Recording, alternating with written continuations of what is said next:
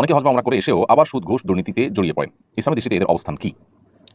যারা হজ অথবা ওমরা করে এসেও সুদ ঘুষ দুর্নীতি এই সমস্ত অন্যায় এবং অপরাধ কর্মে জড়িয়ে পড়েন, তাদের হজের মাধ্যমে নিষ্পাপত্য পাওয়ার যে সুযোগ তৈরি হয়েছে সেই সুযোগটা নষ্ট করাটা হবে কোরআন কারীমে সেই আয়াতের মতো, যে আয়াত আল্লাহ বলেছেন ওয়ালা তাকুনু কাল্লাতী নাকাযাত গাযলাহা মিন বাদি কুওয়াতিন আনকাসা। তোমরা সেই নারীর মতো হয়ো না যে নারী অনেক কষ্ট করে সারাদিন রশি পাকিয়ে রশির মাথায় গিরা দিয়ে যখন পাকটাকে হেফাজত করবেন তখন তিনি পাক ছেড়ে দিলেন, তখন তার সারাদিনের যে পাক রশি পাকিয়ে পাকিয়ে এটাকে যে রশির পর্যায়ে এনেছেন সেটা নষ্ট হয়ে গেল। তোমরা তাদের মতো হয়ো না। অর্থাৎ আপনি হজ করে এসেছেন, ওমরা করে এসেছেন, আল্লাহর ঘরে গিয়ে যে নিষ্পাপত্বের যে সুযোগ, বিশেষ করে যখন কেউ হজ যথাযথভাবে করে আসে, হজ মাবরুর করে আসে, তখন সে সদ্যভূমিষ্ঠ শিশুর মতো নিষ্পাপত্য নিয়ে আসে।